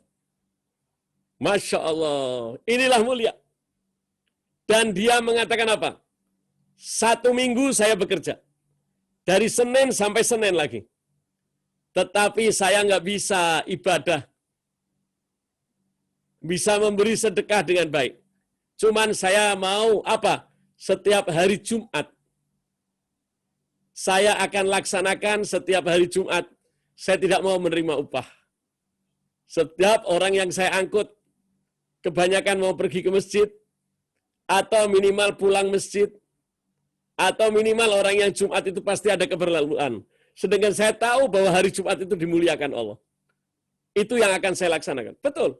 Setiap dia ngambil penumpang, maaf Bu, nanti kalau di jalan, waktunya sholat, saya mampir sholat dulu ya. Oh ya, baik. Orang pada senang dengan dia. Oh, dia laris. Karena niatnya baik, dia berharap cuma sama Allah yang ngasih rezeki. Akhirnya rezekinya mulia. Suatu saat, ada seorang direksi. Dia mau rapat, mobilnya rusak, bannya kempes di jalan. Kemudian dia memberhentikan taksi itu. Kebetulan jatuh sama dia. Silahkan Pak, masuk. Diantarkan dia ke hotel. Sampai di hotel apa bilang? Maaf, kamu tunggu sebentar ya. Saya mau melaksanakan, saya mau pergi lagi. Oh ya, dia nurut. Setelah selesai, dia suruh nganterkan lagi. Untuk pergi lagi ke tempat lain. Ternyata itu hari Jumat. Kemudian orang itu bilang, maaf Pak. Kemudian orang itu mengeluarkan uang. Dikasih uang orang itu. Kamu ikutin perintah saya. Nih, saya kasih uang. Tapi kamu nggak usah sholat dulu. Dia bilang, maaf Pak, terima kasih Pak. Saya nggak bisa Pak. Kalau Bapak mau, saya panggilin taksi lain ya. Oh nggak bisa, saya kepinginnya sama kamu. Saya percaya sama kamu. Bapak Islam kan? Islam. Tapi tidak harus kita sholat Jumat. Kita boleh kalau sholat Jumat. Maaf Pak, saya nggak bisa Pak. Bagaimana kalau Bapak ikut saya sekali saja? Nanti setelah itu kita, wow, marah-marah dia. Tidak mau, saya ada kepentingan. Dia bilang, saya nggak bisa ninggalin sholat Pak. Akhirnya mampir ke masjid. Bapak itu dilihat sama si orang. Si bos tadi. Bapak itu ganti baju. Dengan bajunya dia mandi di masjid. Setelah mandi dia keluar. Diperhatikan terus sama si bos ini dari luar. Akhirnya lama-lama si bos ini dibukakan hatinya oleh Allah. Maka daripada saya nunggu di mobil, sekali-sekali. Si bapak tadi datang, Pak, daripada bapak nunggu di mobil, bagaimana? Ini AC tidak saya matikan, Pak. Tetapi coba daripada di dalam bapak, bagaimana kalau bapak ikut saya dulu? Akhirnya hatinya jadi lembut. Akhirnya diajak oleh supir itu masuk ke dalam masjid. Mereka mendengarkan khutbah. Di dalam khutbahnya kebetulan apa? Dijelaskan masalah haji. Ayat Al-Quran disebutkan di dalam surat 9. Ayat 41. Dibahas oleh si Mubalik yang melaksanakan khutbah Jumat. Apa bunyi ayatnya? Bismillahirrahmanirrahim. Surat ke-9 Ya. At-Taubah ayat 41. Ya. Berangkatlah kamu baik dalam keadaan merasa ringan ataupun merasa berat, dan berjihadlah dengan harta dan dirimu di jalan Allah. Yang demikian itu adalah lebih baik bagimu jika kamu mengetahui. Ya. Berangkatlah dengan berat ataupun ringan. Berangkatlah haji. Kemudian si bapak ini menangis. Meneteskan air mata. Si sopir tidak menanyakan. Tidak. Akhir kembali ke mobil. Oke, sekarang Pak sudah selesai. Silakan Bapak mau kemana saya antarkan. Kemudian si bos tadi memberikan uang kepada si supir. Nih, uang tambahan buat saya dari saya. Dia mengatakan apa? Bapak, maaf Bapak. Apa? Ada apa kok minta maaf? Saya setiap hari Jumat, Pak. Saya sudah niatkan dari mulai dulu saya nyupir. Saya tidak minta upah. Karena selama ini saya tidak bisa ibadah seperti Bapak. Bapak punya uang banyak, Bapak bisa sedekah kemana-mana. Saya hanya bisanya, Pak, memberikan layanan supir. Saya dari mulai hari Sabtu sampai hari Kamis, saya nyupir dan alhamdulillah cukup untuk keluarga saya. Bahkan saya bisa menabung untuk pergi haji. Walaupun belum bisa ditanya, kamu sudah pergi haji? Belum. Karena memang saya belum mampu, Pak. Kalau Bapak mungkin sudah berangkat haji. Oh, belum. Kenapa Bapak tidak dengarkan tadi orang? Bagaimana khotib bilang? Barang siapa yang diberi kemampuan Allah dan dia tidak pergi haji, kalau matinya sebagai Yahudi dan Nasrani. Iya, saya tadi dengar. Dan saya menangis. Apalagi saya lihat hari ini, kamu tidak mau saya kasih uang. Saya pikir sengaja namanya supir pasti carinya uang. Apa kata dia? Bapak, saya berusaha dari Sabtu sampai Kamis, itu rezeki. Hari Jumatnya saya sedekahkan. Karena saya berharap kepada Allah. Satu saat, kalau dikasih izin, saya bisa berangkat haji. Subhanallah. Saya hari ini, Bapak mau kemana saya antar. Bapak itu kembali nangis. Setelah nangis, Bapak ada apa omongan saya salah? Oh tidak. Kalau gitu kita nggak jadi pergi ke tempat teman saya tadi. Ayo kita mampir rumah makan dulu. Oh silakan Pak. Rumah makan mana Bapak mau? Dimampirkan oleh supir taksi itu. Kebetulan supir taksi ini orang Surabaya. Kemudian dimampirkan rumah makan, Bapak itu makan. Oh dia ngajak. Ayo kamu ikut. Jangan Pak. Silakan Bapak makan sendiri. Nanti kalau Bapak lihat sama supir nanti kan nggak enak. Oh tidak. Saya nggak peduli. Ayo silakan makan sama saya. Akhirnya makan. Setelah makan dibayarin sama bos tadi. Kemudian kembali lagi ke mobil, jalan lagi. Menuju perintah yang disuruh. Bahkan sampai sore sengaja dipakai terus oleh bos ini. Kemudian sampai sore dia pulang. Setelah pulang mau dikasih uang, Bapak tolong izinkan saya untuk bersedekah. Biarkan hari ini adalah kesempatan saya, karena ini niat saya. Jangan Bapak buyarkan niat saya ini, karena saya betul-betul berharap kepada Allah. Kemudian si orang itu, bos itu tambah kaget. Kemudian dia masuk rumahnya, diajak masuk rumahnya. Saya terima kasih Pak, cukup, saya mau pulang. Oh tidak, kamu harus mampir dulu. Ditanyain rumahnya di mana. Dikasih sama sopir itu alamatnya. Setelah itu ditanya, apakah kamu sudah pergi haji? Belum. Apakah kamu sudah tahu cara-caranya haji? Ya, saya sudah belajar. Tetapi cuman belum dapat kesempatan. Saya yakin satu saat, saya berharap Allah akan memberikan kesempatan itu padamu. Hai supir, kata si bos tadi. Hari ini Allah yang memerintahkan aku agar kesempatan itu diberikan oleh Allah. Maksud Bapak, saya akan daftarkan, saya mau istri, mau berangkat haji. Tahun depan, iya, saya akan berangkat haji. Dan saya minta kamu beserta istrimu menemani aku dalam haji. Karena aku belum tahu cara-cara haji. Kemudian besoknya, dia mendaftar haji si bos tadi. 4 orang. Dia sama istrinya, dan supir itu sama istrinya. Para hadirin jamaah yang dirahmati Allah. Kita bisa berbuat apa saja. Harapan kepada siapa saja. Tetapi siapa yang berharap kepada Allah tidak akan kecewa. Marilah kita ambil hikmah. Kita tutup ini dengan surat ke-7. Di dalam Al-Quran, surat ke-7 ayat 56. Surat ke-7 ayat 56. Bismillahirrahmanirrahim. Surat ke-7 Al-A'raf ayat 56. Dan janganlah kamu membuat kerusakan di muka bumi sesudah Allah memperbaikinya, dan berdoalah kepadanya dengan rasa takut tidak akan diterima dan harapan akan dikabulkan. Ya. Sesungguhnya rahmat Allah amat dekat kepada orang-orang yang berbuat baik. Ya. Siapa yang disebut oleh Allah berbuat baik? Dia melaksanakan perintah Allah, tapi dia tidak merasa bahwa Allah pasti menerima. Dia takut kepada Allah. Takut, itu yang benar. Setelah itu apa? Dia berharap semoga ibadahnya diterima oleh Allah. Kita harus takut kepada Allah. Kalau kita udah seorang itu takut sama Allah, dialah mulia. Tetapi kita tidak hanya takut. Di belakang takut, kita berharap kepada Allah. Itulah yang disebut oleh Allah orang yang mulia. Boleh kita takut sama Allah, kita ibadah. Berharap ibadah kita diterima oleh Allah. Belum tentu, belum. Jadi jangan merasa. Itu maksudnya. Tetapi selalu manusia punya harapan kepada Allah. Bahkan di dalam ayat yang lain dikatakan, mereka aku kabulkan doanya.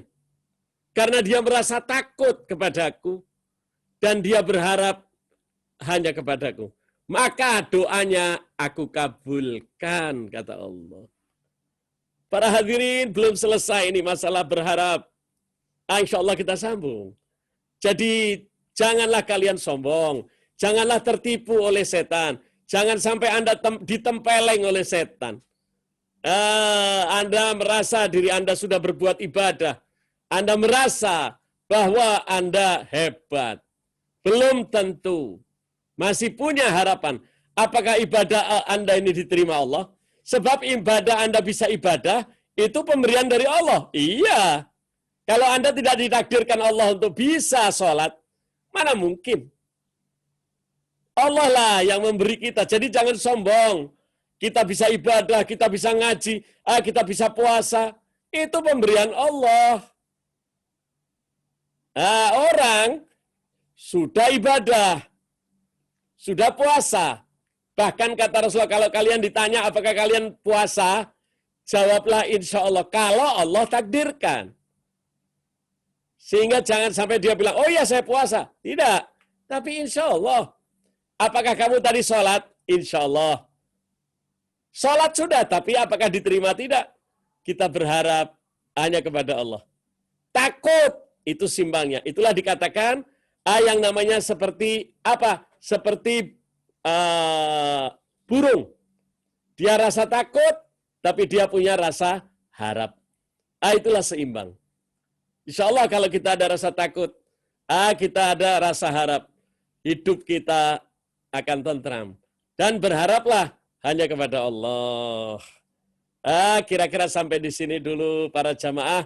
Majelis Taklim Khair, masih ada kesempatan untuk tanya jawab. Silakan. Siapa yang mau tanya, Mbak Devi? Ya, Bib. Di chat belum ada, Bib. Belum chat nggak ada. Silakan dibuka. Ya, silakan dibuka mute-nya agar mereka bisa langsung bertanya. Silakan, kesempatan siapa yang mau tanya?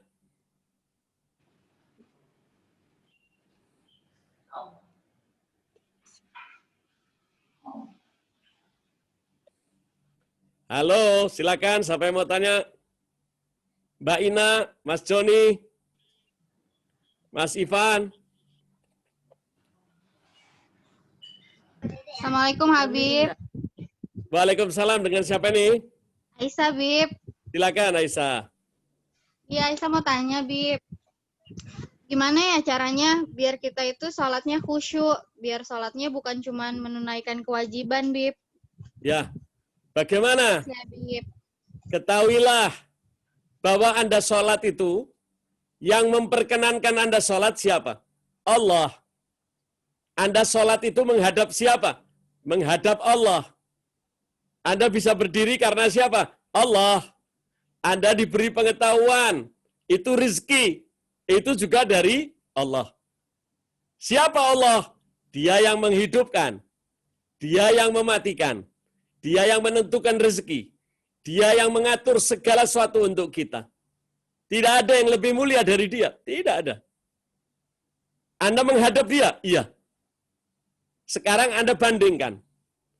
Kalau Aisyah di rumahnya, Aisyah kedatangan Pak Presiden.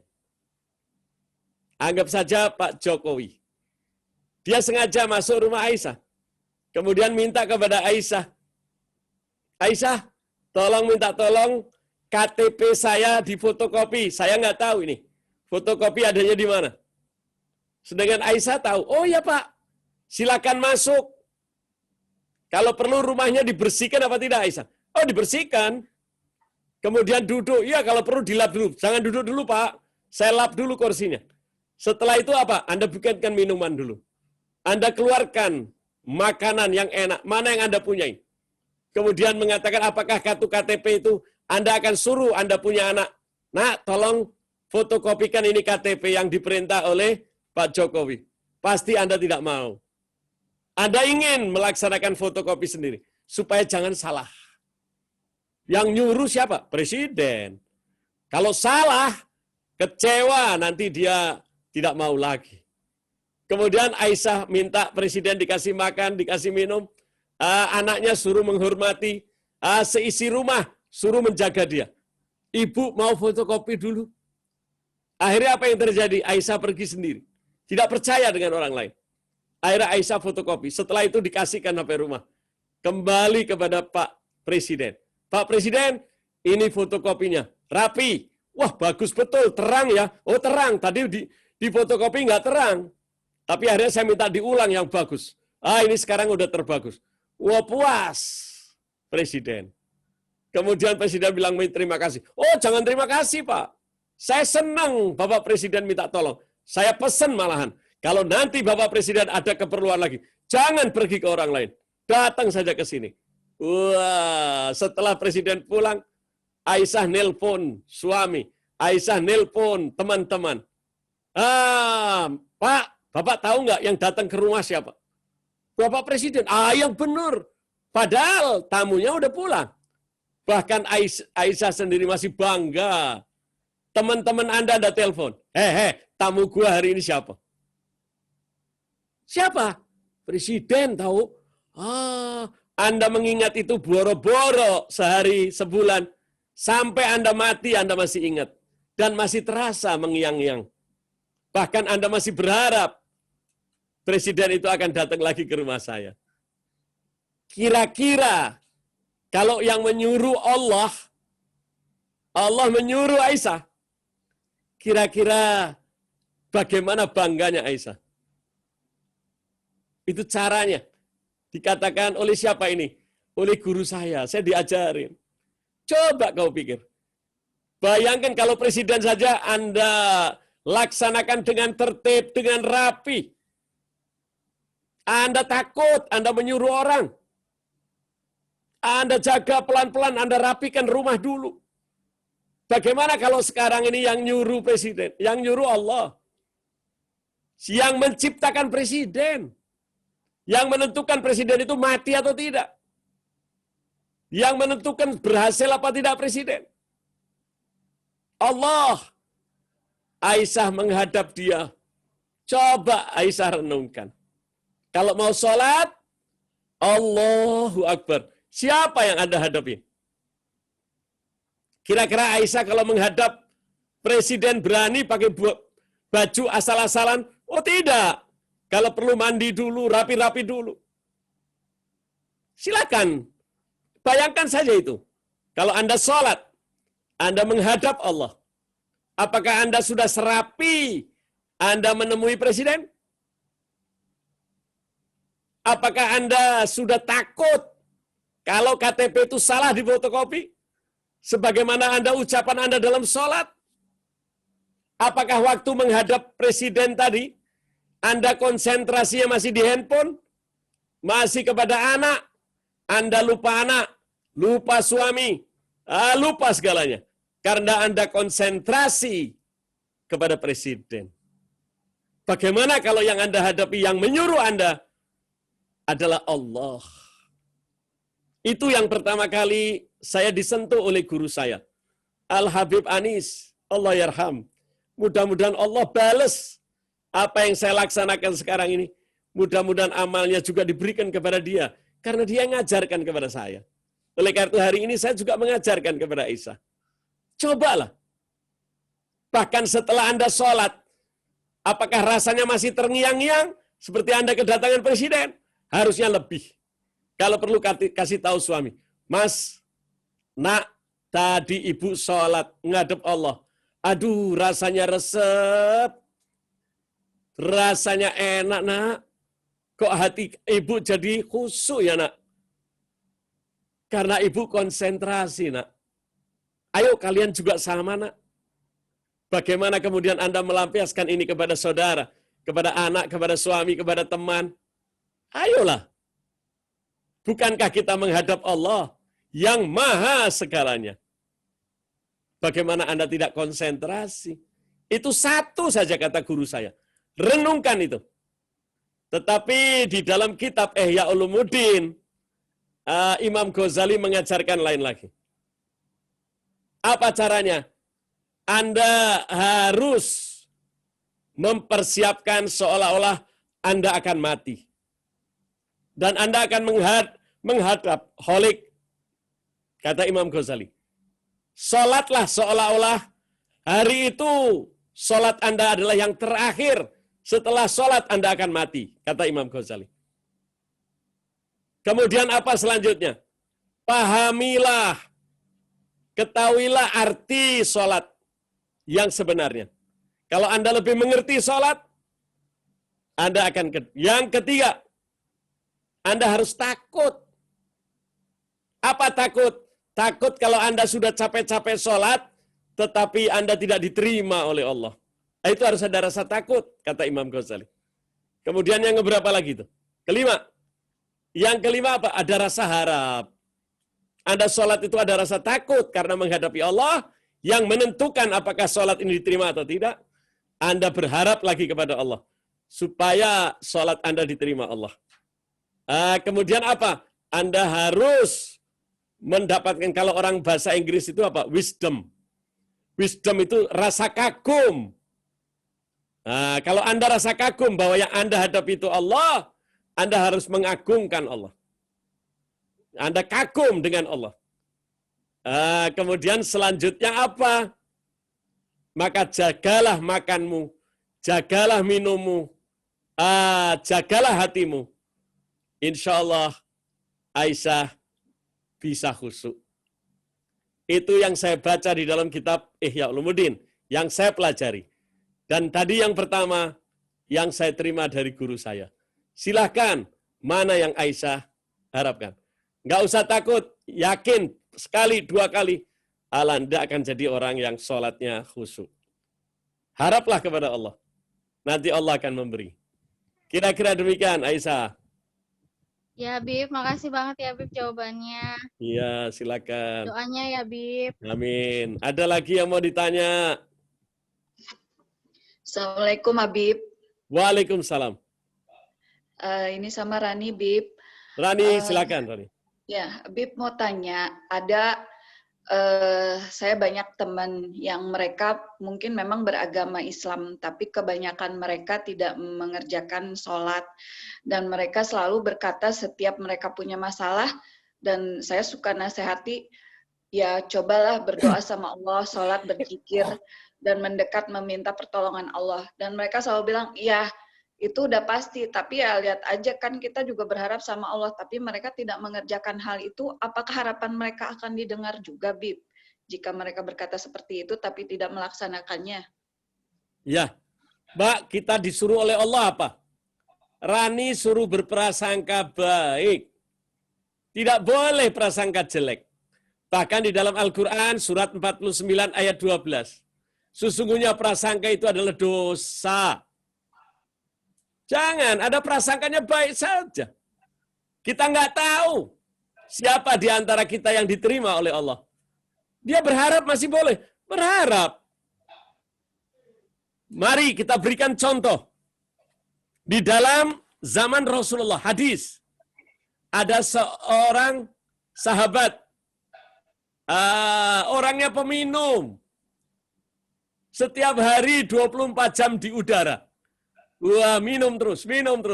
Akhirnya kepegang. Sama sahabat, dilaporkan kepada Rasulullah. Kemudian dicambuk sesuai dengan hukum Islam. Rasulullah melihat. Tetapi ini orang, cintanya sama Rasulullah habis. Cuman hobinya peminum.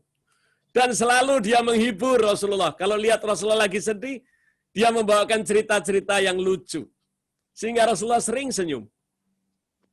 Kemudian 2-3 hari lagi ketangkap lagi. Dihukum cambuk lagi kedua. Sambil dilaporkan Rasulullah. Ya Rasulullah, ini orang nggak ada tobatnya. Dipukul tapi masih ngulang lagi. Rasulullah senyum aja. Kemudian setelah dilakukan hukuman sesuai dengan perintah Allah. Kemudian dilepaskan lagi. Ketangkep lagi yang ketiga. Dicambuk lagi. Bahkan kepada Rasulullah disampaikan, ya Rasulullah, ini orang celaka, bahkan ini bakal penghuni neraka ya Rasulullah. Karena dia masih ketahuan minum dulu. Rasulullah mengatakan, hei, kamu jangan menghukum dengan kata-kata bahwa dia penghuni neraka. Dia memang belum bisa mengamalkan dengan baik perintah Allah. Tapi aku Rasulullah, aku melihat di dalam hatinya, dia memiliki rasa cinta kepada Allah. Dia percaya Allah akan hukum dia. Dan dia sayang kepadaku, Rasulullah. Jangan kalian hakimi dengan mencela mereka. Kemudian kemarikan dia. Disuruh mendekat sama Rasulullah. Kemudian orang yang minum tadi dipegang dadanya oleh Rasulullah. Didoakan oleh Rasulullah. Kemudian diceritakan dalam riwayat hadis Rani. Ini sahabat menjadi sahabat yang paling benci dengan minuman. Bahkan sahabat yang meras baik tingkah laku akhlaknya. Bahkan dia paling marah kalau ada orang minum. Sehingga terkenal di antara sahabat termasuk ahli ibadah. Subhanallah. Jadi kita jangan prasangka, Rani. Yang penting Rani, betul, Rani menyampaikan pada dia. Cara-cara yang benar. Cara-cara yang baik. Kemudian Rani berharap kepada Allah. Supaya Allah membuka hatinya. Bukan Rani, bukan. Yang bisa merubah-rubah hati hanya Allah. Silahkan Anda sampaikan yang hak, kata Rasulullah. Kulil hakko walau kana murran. Katakan yang hak. Oh ini cara yang benar begini. Kulil hakko walau kana murran. Katakan yang hak, walaupun itu nggak enak. Tapi Anda sudah mengatakan. Fa'idha azamta. Kalau kalian sudah melaksanakan itu, fatawakal Allah. Pasrahkan sama Allah. Mintalah sama Allah. Agar Allah yang merubah hatinya. Insya Allah kita dapati teman Rani ini akan mendapatkan hidayah petunjuk taufik dari Allah Subhanahu wa ta'ala. Gitu Amin. caranya. Ya, Masya Allah, terima kasih Habib. Nasihatnya insya Allah mendoakan semua teman. Selamat. Amin. Terima kasih Amin. Habib. Sama-sama. Ada lagi? Assalamualaikum Habib. Bib. Waalaikumsalam. Ivan, silakan, Pak. Habib, ini kan mengenai kita tadi kan berharap, Bib. Ya. Karena kan kita tidak yakin apakah ibadah kita diterima. Makanya kita mengerjakan ibadah yang sunnah gitu, Bib. Ya. Nah, saya kadang-kadang suka terjebak begini, Bib. Pada saat kita mengerjakan sunnah, saya takut kayak contohnya gunting kuku atau gunting rambut. Dibilangnya kan hari Senin, Kamis, dan Jumat. Apakah boleh sih, Bib, kalau kita kerjakan misalnya di luar hari itu? Apakah dosa atau enggak? Jadi kadang-kadang suka terjebak sendiri di situ gitu dengan sunnah. Iya. Itu. Saya belum pernah dengar potong kuku hari Senin, belum pernah. Tapi yang benar yang saya dengar hadisnya, tapi wallahu alam, yang paling benar hari Jumat atau malam Jumat. Yang saya dengar. Oleh karena itu kita kadang-kadang maaf, kita baru ingat hari Selasa, Mas. Ya Allah, saya potong kuku hari Selasa. Berarti saya nggak dapat pahala. Ya Allah, saya sholat. Apakah sholat saya diterima atau tidak? Kita selalu begitu. Bagaimana caranya? Saya diajarkan oleh guru saya, Habib Anis. Kalau Anda potong kuku tidak hari Jumat, hari selain hari Jumat, misalnya hari Minggu, hari Senin, Selasa, atau hari apa aja, Anda niat dalam hati Anda, ya Allah, sungguh saya mengetahui bahwa dimuliakan siapa yang potong kuku hari Jumat. Maka aku pun hari ini motong kuku. Aku berharap hari ini juga dimasukkan dalam hari Jumat kemuliaannya. Kemudian silakan Anda potong kuku, Mas. Maka dikatakan pahalanya sama seperti Anda potong kuku hari Jumat. Itu yang diajarkan kepada saya. Berdasarkan hadis apa? Innamal a'malu biniat. Amal, Anda beramal, tergantung niatnya, Mas. Tergantung niatnya. Nah, niat itu yang paling mulia di dalam hati. Tinggal hati Anda niatnya apa. Bahkan dikatakan di dalam Imam Syafi'i, siapa yang niat sholat, di dalam bibirnya dia bilang bahwa ini sholat zuhur. Tapi di dalam hatinya, dia mau sholat asar. Maka yang diterima oleh Allah, sholat asar. Padahal dia salah. Dia sholat asar tapi niatnya sholat zuhur. Di lidahnya dia mengucapkan sholat zuhur. Tapi hatinya yang dilihat oleh Allah. Maka dikatakan Imam Syafi'i, tetap diterima karena yang hatinya yang dilihat oleh Allah. Allah tidak melihat apa yang kamu ucapkan. Tapi Allah melihat apa yang ada di dalam hatimu. Sampai sebegitunya.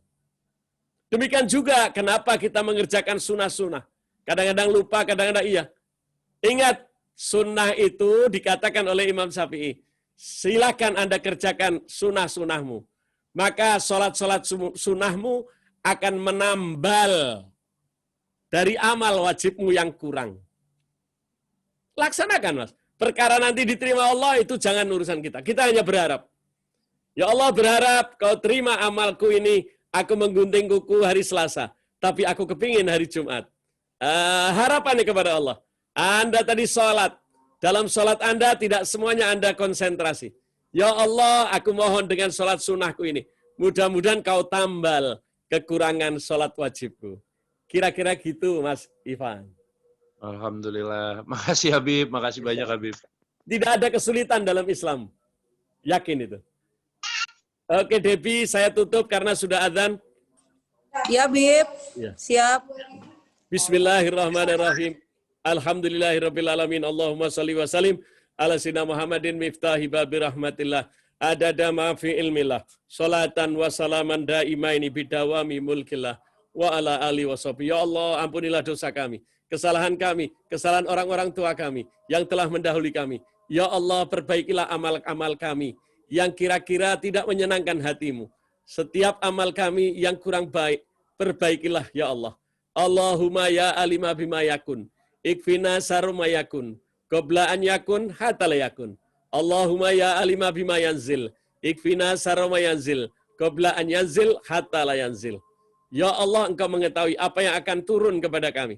Kalau apa yang akan turun itu kurang baik, rubahlah yang kurang baik itu dengan kebaikan. Demikian juga apa yang akan turun. Apabila itu kurang baik bagi kami, maka rubahlah agar kami menjadi hamba-Mu yang Kau ridhoi. Ya Allah, berkatilah suami, istri, anak-anak keluarga kami. Jangan sampai kami berharap kepada selain-Mu, ya Allah. Oleh karena itu, bimbinglah kami dengan taufik, hidayah, serta inayah-Mu. Agar kami bahagia di dunia, bahagia di kubur dan di akhirat. Dan jangan Kau lupakan kami, ya Allah. Lindungi, jagalah kami dari gangguan manusia, gangguan setan, terutama penyakit badan dan penyakit hati. Dan yang paling kami harapkan yaitu hilangnya penyakit corona dari muka bumi ini. Wa alamana wa habibina ali wa ila hadratin nabi wa habib abkar atas al-fatihah. A'udzubillahi minasyaitonirrajim. Bismillahirrahmanirrahim. Alhamdulillahirabbil alamin. Arrahmanirrahim. Maliki yaumiddin. Iyyaka na'budu wa iyyaka nasta'in. Ihdinas siratal mustaqim. صراط الذين أنعمت عليهم غير المغضوب عليهم ولا الضالين آمين بسم الله الرحمن الرحيم اللهم صل وسلم على سيدنا محمد مفتاح باب رحمة الله عدد ما في علم الله صلاة وسلاما دائمين بدوام ملك الله وعلى آله وصحبه اللهم اجعل في طاعتك فرحي وسروري وفي مرضاتك جميع أموري اللهم يا عالم بحالاتي ومطلع على سرائري ونياتي اقضي جميع حاجاتي واغفر ذنوبي وسيئاتي وتجاوز عن خطيئاتي وزلاتي وتقبل جميع حسناتي وسامحني فيما مضى وما يأتي واكتبني في ديوان ساداتي واسلك بي سبيل نجاتي في حياتي ومماتي اللهم إني طامع في عطاء راغب في رضاك مستسلم لقضاك فاكتبني من أوليائك واسلك بي سبيل هداك والحقني بأسياك صلى الله عليه وسلم. Walhamdulillahirabbil alamin. Qabul. Makasih Habib. Assalamualaikum. Waalaikumsalam. Terima kasih Terima banyak. kasih Habib. Terima kasih Habib. Assalamualaikum. Terima kasih Habib. Warahmatullahi wabarakatuh. Monggo Pak. Sebelum Ya. Silakan Pak. Halo, apa kabar? lucu banget. Makasih, Habib. Ya. Makasih ya, Bib. Assalamualaikum Habib, izin live. Habib. Habib. Ini Ya. Mas Akbar. Assalamualaikum Habib. Assalamualaikum. Mas Arman Maulana, silakan Mas Arman. Ya. Terima kasih Habib. Assalamualaikum Ya, Habib. Mbak. Silakan. Sakit capuk ya. Salam buat Jimmy, salam buat anak-anak cucu. Ya, makasih Habib. Ya. Makasih Habib. Terima kasih ceramahnya bagus sekali Habib. Oh ya. Bagus sekali sampai lemas Habib jadinya apa? Amin. Makasih. Makasih Debbie. Ya, sama-sama, Bu. Ya. Terima kasih Habib. Terima kasih Ibu Debbie Debbie. Krek, salam buat Krek. Jazakallah Habib. Dia lagi Ini Atar Habib. Anak Atar, apa kabar Atar? Assalamualaikum Habib. Assalamualaikum, Habib. Ya, wih, pintar. Doain, Habib. Ya, doa selalu, Masya Allah. Mudah-mudahan jadi anak soleh. Amin. Amin. Ini kenapa handphone ini sini sih? Assalamualaikum Makasih, Habib. Waalaikumsalam, Mbak. Apa kabar, Mbak? Anti Nuhun, Luki. Habib. Yuki. Sama. Atar, apa kabar Atar? Sehat Habib. Hebat, Habib. Alhamdulillah. Kemarin baru Salam ulang buat tahun Mama ketiga ya, Habib. salam buat Bapak ya. Itu. Iya, Papahnya Atar kemana? Oh. Papahnya di Atar. Malaysia. Ayah di Malaysia. Ayo di Malaysia. Oh, pinter ini Mbak. Omongannya udah jelas ya. Masya Allah. Alhamdulillah Habib. Berkah doanya Atar. Habib. Atar, halo Atar. Ya Habib. Iya, Atar Habib. pengen Iya. adik nggak? Pengen. Pengen. Doain Oh, ya. Doain ya. Doain Ya, laki Habib. apa perempuan? Habib. Laki apa Laki perempuan? apa Lucu perempuan? banget. Anaknya siapa itu? Kembon. Perempuan, ya. Dengan perempuan pinter. Ya, Amin. insya Allah ya. Amin. Amin. Amin. Sudah. Habib izin ya, saya Sudah Habib. ajakin teman-teman. Habib. Ya, nggih, silakan Mbak, silakan. Ya. Atar Debbie udah nuhun sholat ya. belum? Sudah, Habib. Udah, Bib. Udah. Kelas berapa, Atar? Lucu ya. Preschool. Atar kelas berapa? Kelas berapa? Kelas 5. 5. Kelas 5. Oh, pintar. Masya Allah. Sudah bisa gigit mama belum? Sudah. Waduh. Bisa baca Al-Fatihah. Habib. Alhamdulillahi minasyaitonirrajim. Allahu Akbar. Bismillahirrahmanirrahim. Gue cakep. Alhamdulillah. Rabbil alamin. Pintar. Bismillahirrahmanirrahim. Iya. Maliki yaumiddin. Masya Allah. Iyyaka na'budu wa iyyaka nasta'in. Allahu Ihdinas Akbar. siratal mustaqim. Pintar.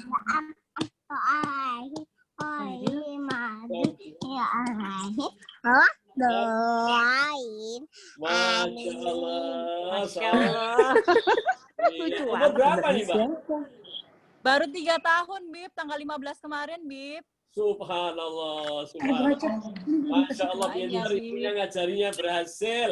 Ya Allah, amin. Amin.